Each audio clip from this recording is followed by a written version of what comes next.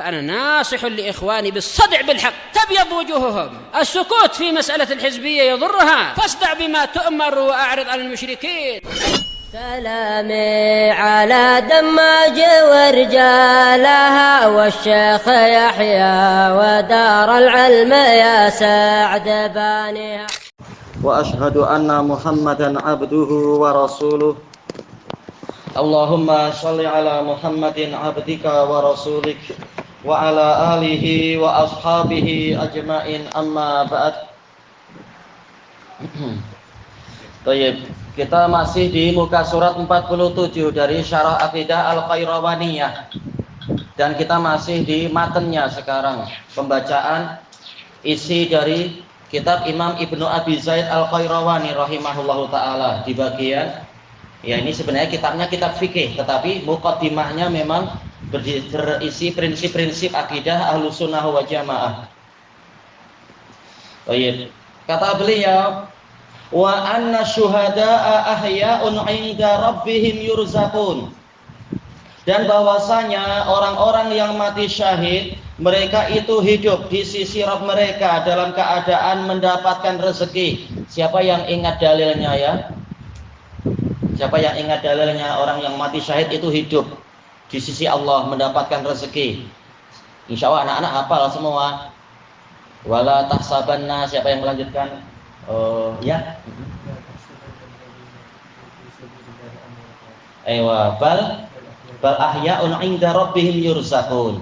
Ya, jangan sekali-kali engkau menyangka bahwasanya orang yang terbunuh di jalan Allah itu mati. Bahkan mereka itu hidup di sisi Rabb mereka dalam keadaan mereka itu mendapatkan rezeki. Dan dalil-dalil tentang ini juga banyak. Terkait dengan hadis siapa itu Jabir bin Abdullah radhiyallahu anhuma terkait dengan ayahnya yang setelah terbunuh di perang Uhud. Nah, anak-anak perang Uhud tahun berapa perang Uhud? Oh, siapa tunjuk jari ya?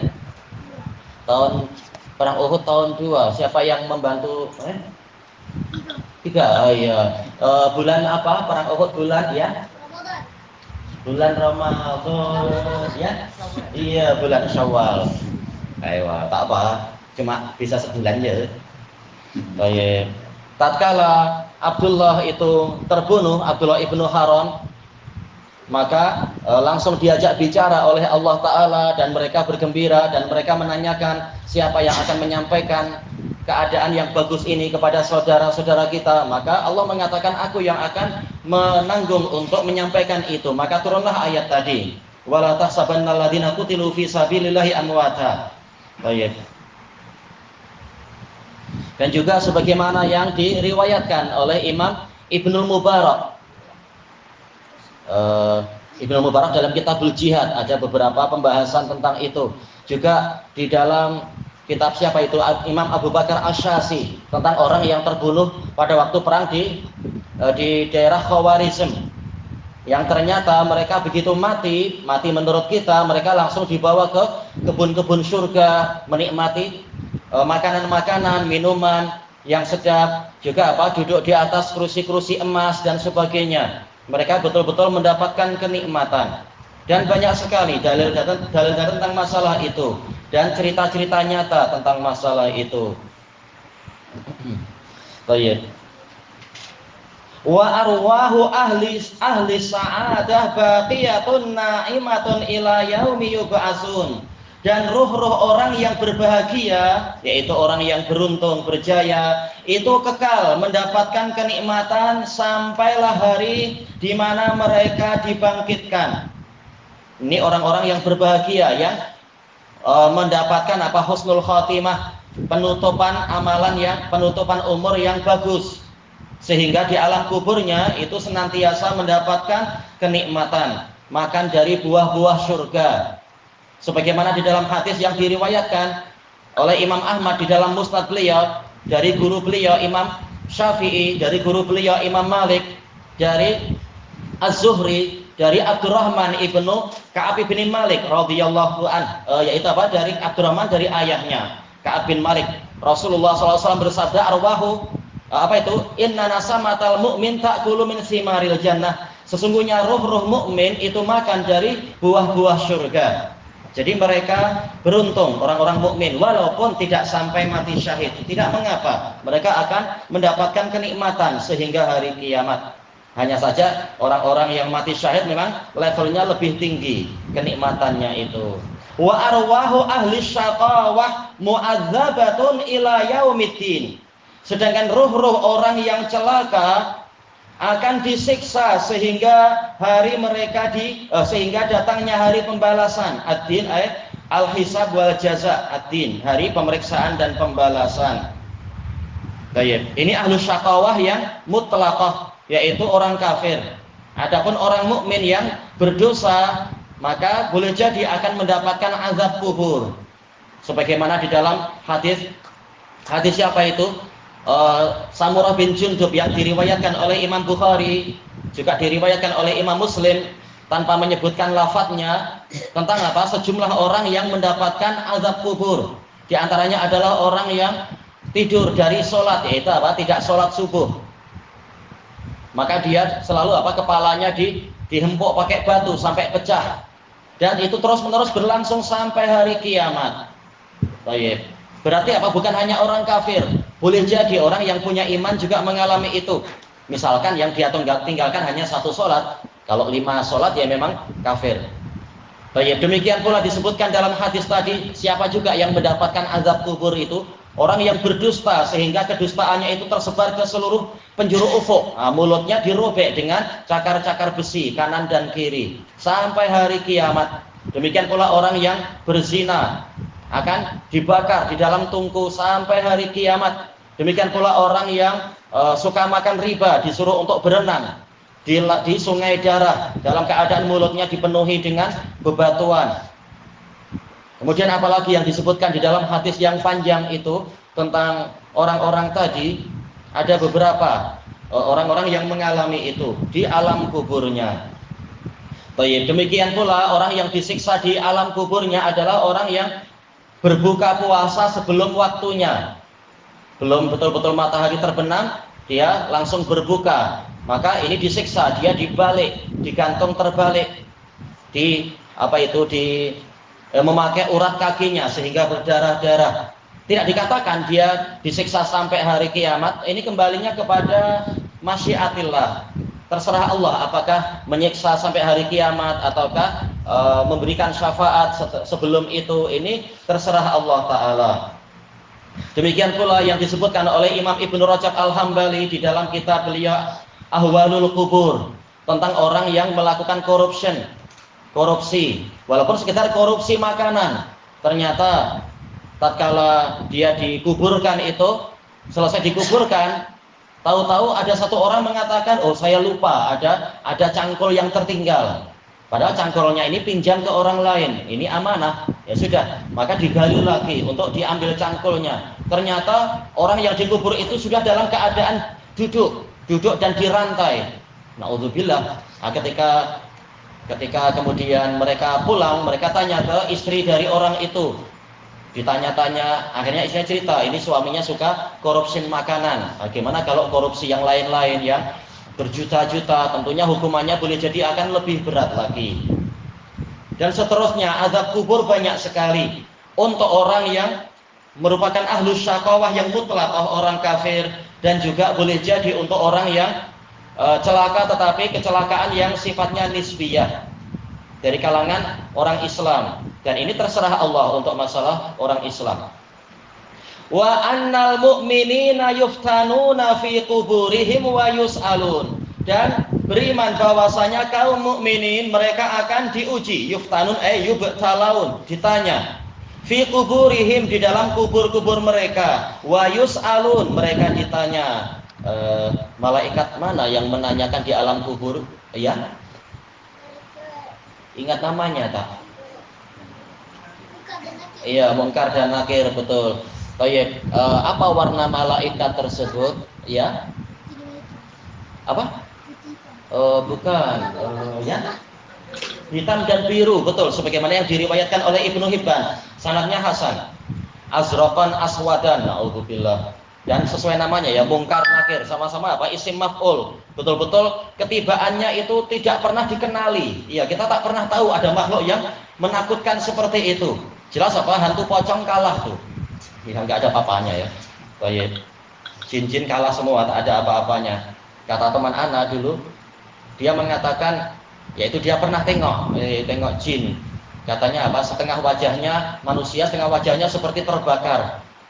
Oh, ternyata ini bentuk aslinya. Kita katakan kita tak tahu bentuk aslinya seperti apa. Itu yang dinampakkan kepada antum. Baik, boleh jadi lebih mengerikan atau apa itu terserah Allah. Tapi malaikat mungkar nakir lebih menakutkan lagi sebagai ujian memang. Baik. Yusabbitullahu alladhina amanu bil qawli tsabiti fil hayati dunya wal akhirah. Allah akan mengukuhkan orang-orang yang beriman dengan perkataan yang kukuh di dalam kehidupan dunia dan di akhirat. Sebagaimana di dunia dia kukuh di atas agama yang benar, maka di akhirat yaitu dimulai dari alam kubur, maka juga akan mendapatkan kekukuhan. Tatkala di dunia benar-benar mengenal Allah, mengenal Rasulullah dan mengenal agama Islam dengan baik dan ilmunya dibuktikan dengan pengamalan. Karena orang yang meninggalkan ilmunya itu dikatakan jahil. Sebagaimana yang diriwayatkan oleh Imam Ad-Darimi dengan sanad yang sahih dari Sufyan bin Uyainah, beliau mengatakan ajhalun nas man taraka ilmah. Orang yang paling bodoh adalah orang yang meninggalkan ilmunya. Wa a'lamun nas man amila bi ilmi. Orang yang paling berilmu adalah orang yang mengamalkan ilmunya. Wa afdalun nas akhsya'uhum lillah. Orang yang paling utama adalah orang yang paling takut, paling khusyuk, yaitu paling takut kepada Allah. Menunjukkan kalau ilmu tidak diamalkan berarti dia masih jahil, dia tidak kenal Allah Ta'ala. Nah, kalau orangnya kenal Allah, mengamalkan makna dari pengetahuan tentang Allah, tentang Rasulullah dan tentang agama Islam, maka insya Allah di alam kubur dia juga akan dikukuhkan karena balasan itu sesuai dengan jenis amalan. Baik. Fil hayati dunya itu tadi, wa fil akhirah jelas awal dari persinggahan akhirat adalah alam kubur sebagaimana yang diriwayatkan oleh Imam Ibnu Majah dari siapa itu? Hani Maula Utsman ibni Affan, dari Utsman ibn Affan, sami'tu Rasulullah sallallahu alaihi wasallam yaqul innal kubur awwala manazil akhirah. Sesungguhnya kubur adalah persinggahan akhirat yang pertama. Fa inna jaminhu fama ba'dahu aisaru min wa illam yanju minhu fama ba'dahu asyaddu min. Kalau dia selamat darinya, maka yang setelahnya akan lebih ringan. Namun jika dia tidak selamat darinya, tidak selamat dari kengerian kubur, maka yang setelahnya lebih keras darinya, lebih berat daripada itu. Wa sami'tu nabiyya sallallahu alaihi wasallam yaqul ma ra'aitu manzaran qattu illa wal qabru afdha'u min. Belum pernah saya melihat suatu pemandangan sama sekali kecuali dalam keadaan alam kubur itu lebih mengerikan daripadanya. Hadis hasan. Baik. Ini menunjukkan tentang ayat ini, wa fil akhirah itu dimulai dari peristiwa di alam kubur sebagaimana diriwayatkan oleh Bukhari Muslim dari Al-Bara' bin Azib bahwasanya ayat ini bicara tentang masalah situasi di alam kubur. Baik. Ada tidak orang-orang yang tidak ditanya di alam kuburnya? Ini beliau mengatakan beriman bahwasanya mukminin ditanya. Ada tak yang tidak ditanya? Oh ya, ada. Siapa itu?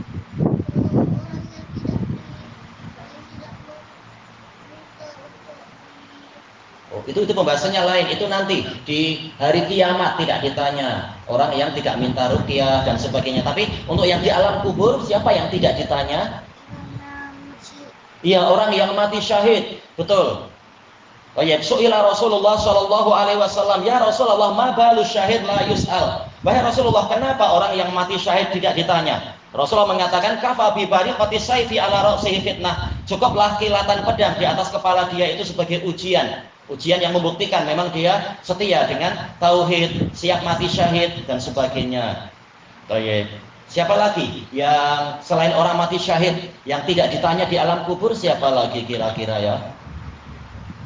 Siapa yang ingat?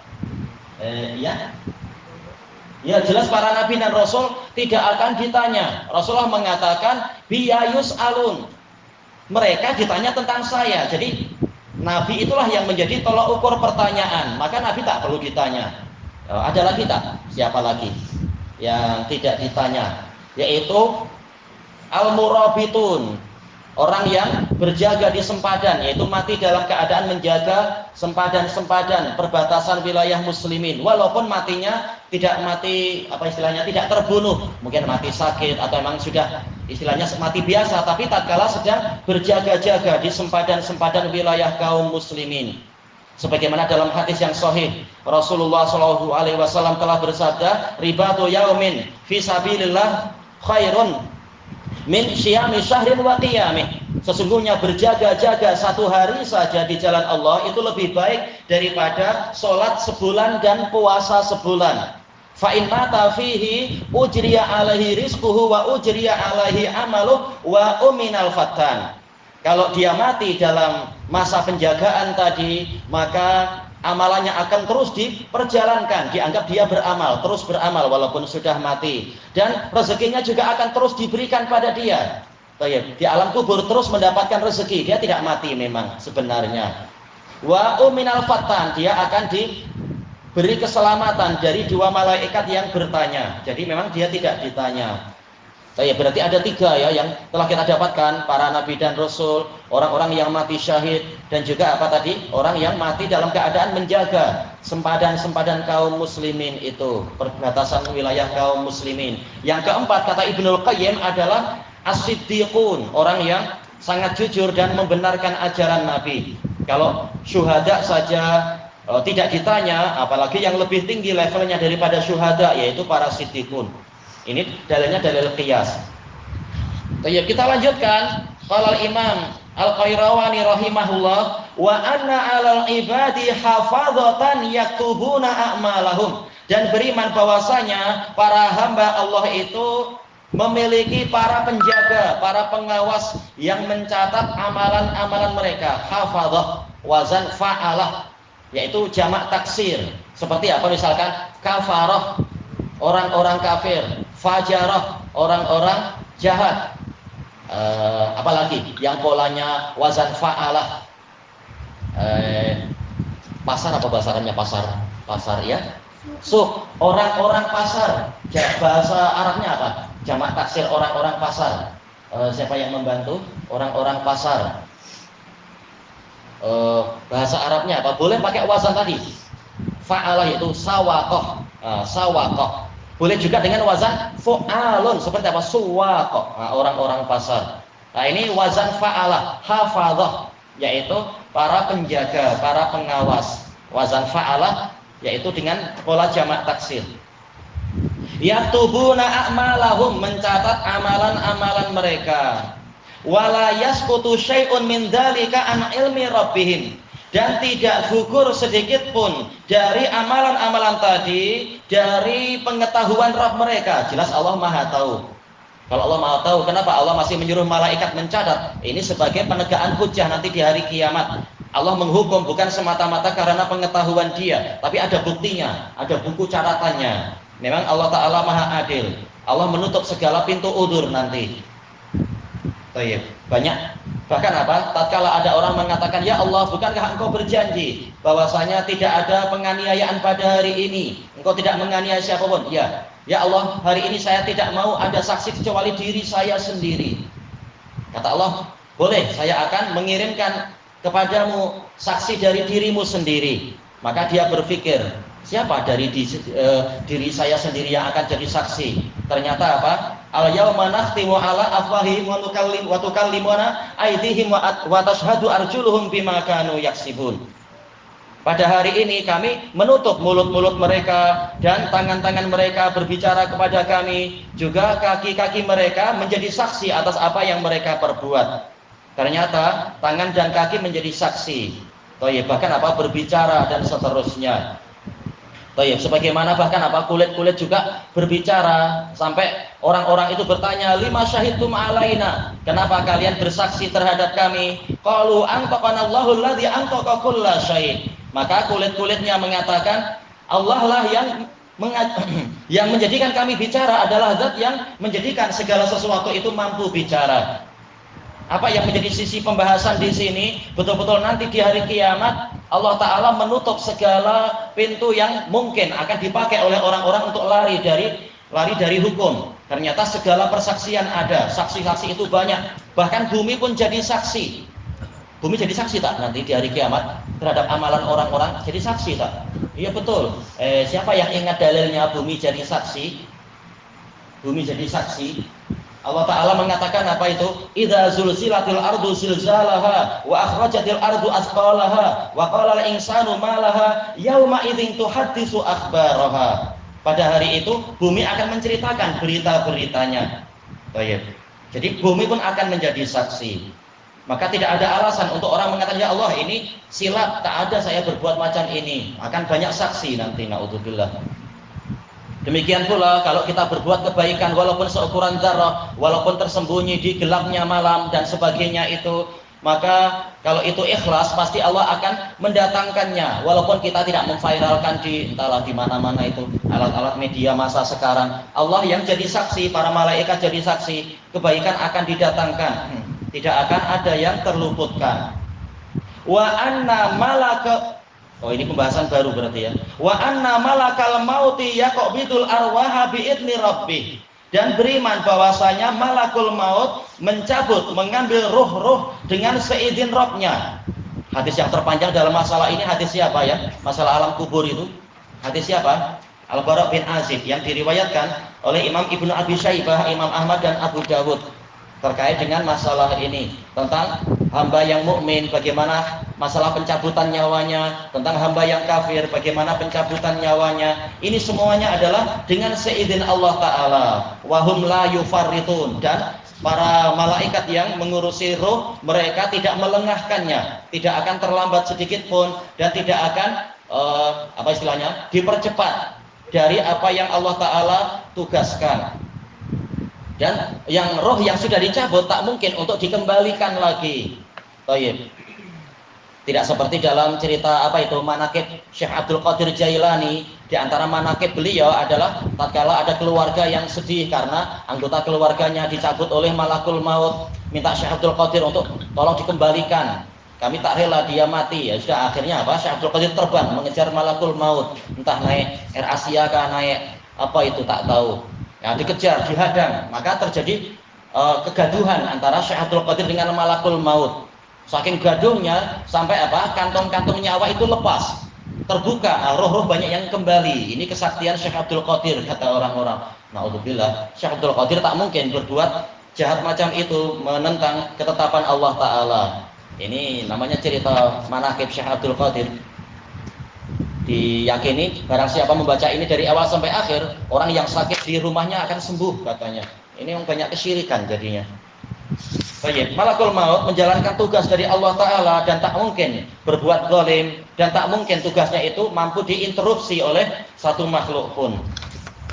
Kemudian wa anna khairal qurun al-qarnul ladzina ra'au Rasulullah sallallahu alaihi wasallam wa amanu bih. Dan kami beriman bahwasanya sebaik-baik generasi adalah generasi yang mana mereka melihat Rasulullah Shallallahu Alaihi Wasallam dan beriman kepada beliau. Ini generasi siapa maksudnya berarti? Generasi ya, generasi para sahabat. Al-Qarn ini memiliki beberapa makna. Yang pertama adalah al-jil, yaitu generasi, itu yang diinginkan di sini. Makna yang kedua Al-Qarn adalah apa? Mi'atus sanah. Sebagaimana di dalam hadis Abdullah bin Busr, "Ishta qarnan," engkau akan hidup 1 qurun. Fa asya mi'ata sanah, beliau hidup selama 100 tahun. Dan ini hadisnya sahih, termasuk karamahnya Abdullah bin Busr al-Aslami radhiyallahu anhu. Makna qaran yang ketiga adalah asur, yaitu trompet. Ya, qaran artinya trompet. Nah, ini yang dimaksudkan qaran di sini jil, generasi. Baik, al-qaran secara lafadznya dia mufrad. Secara maknanya dia boleh jamak, makanya disifati dengan apa? Alladzina, dengan pola jamak. Padahal ini adalah mufrad lafadznya. Baik. Ra'au Rasulullah sallallahu alaihi wasallam, melihat Rasulullah sallallahu alaihi wasallam. Ini pendapat jumhur. Definisi sahabat adalah man ra'a an-nabiyya sallallahu alaihi wasallam wa amana bihi wa mata ala dzalik. Menurut jumhur ulama termasuk apa? Bahkan Imam Bukhari, beliau menyebutkan bahwasanya sahabat adalah orang yang melihat Nabi Shallallahu Alaihi Wasallam dalam keadaan beriman kepada beliau dan mati di atas keimanan tadi. Definisi ini perlu diperbaiki sedikit, tak? Kan sudah tepat definisi ini, definisi sahabat. Ada yang perlu diperbaiki, tak? Kira-kira dengan definisi ini ada nggak sahabat yang akhirnya tak jadi sahabat? Anak-anak dulu coba ya. Siapa berarti? Sahabat yang bagaimana berarti?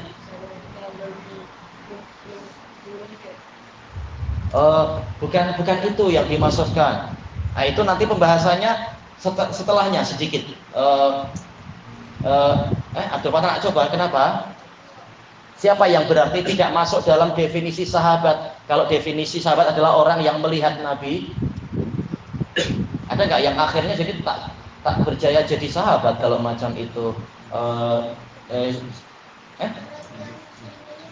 Bukan itu pembahasannya. Bukan masalah orang suka menipu. Abu Abdillah Hajarah. Berarti apa? Siapa yang membantu? Siapa yang nak membantu? Bapak-bapak mobil ya. Bukan itu, tetapi apa? Orang yang buta. Orang yang buta tak masuk di sini nanti, kasihan. Toyib. Tapi apa yang betul kata Al-Hafidz di dalam Nuzhatun Nadhar, yaitu man latiyan nabiyya, orang yang berjumpa walaupun tidak melihat. Tak masalah, yang penting berjumpa, bahkan apa bercakap-cakap dengan Nabi, bahkan apa diangkat jadi muadzinnya Nabi. Siapa itu? Iya, Ibnu Ummi Maktum, betul. Tak pernah lihat Nabi, beliau buta, tapi menjadi sahabat. Siapa yang ragu beliau adalah sahabat?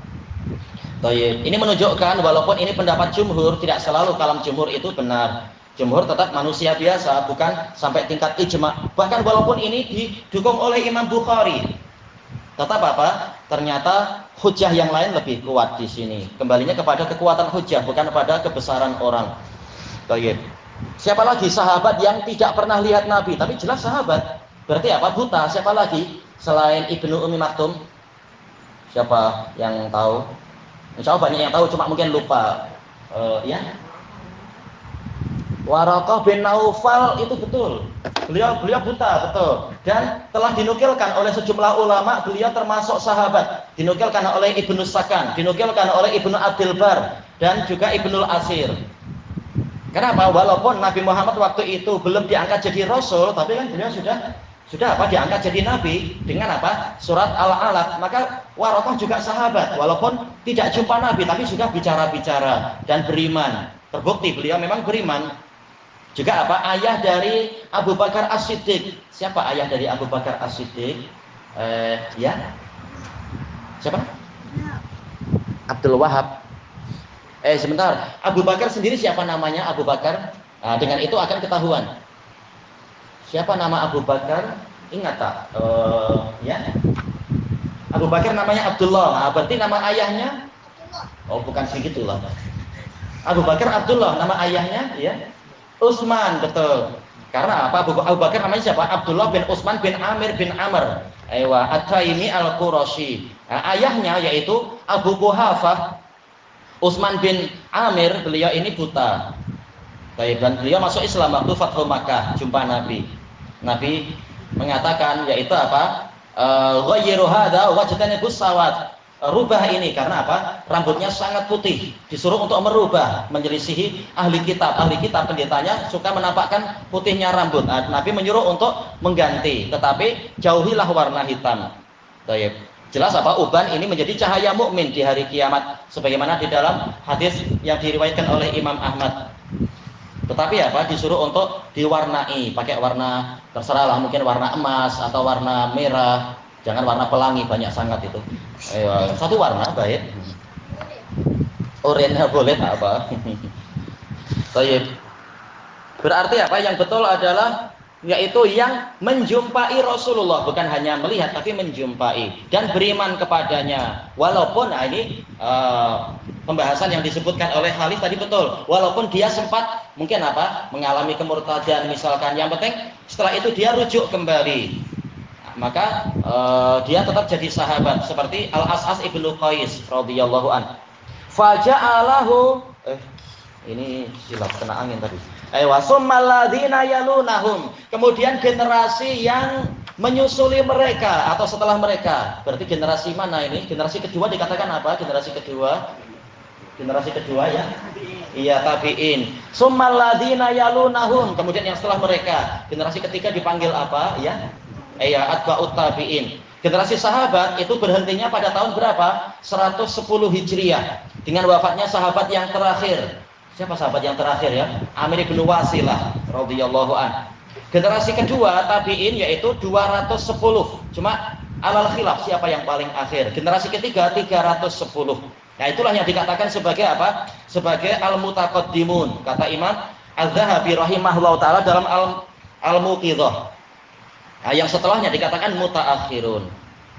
Kemudian wa afdhalus sahabati al-khulafa'ur rasyidun al-mahdiyun. Sahabat yang paling utama adalah para khulafa, yaitu para pengganti Nabi, kemudian yang berikutnya dan berikutnya ar-rasyidun, yaitu yang mengamalkan ilmunya, al-mahdiyun, yang memiliki ilmu yang bermanfaat, yang lurus dan terbimbing. Ayo, jika ada di sini, gimana anak akan tanya ini?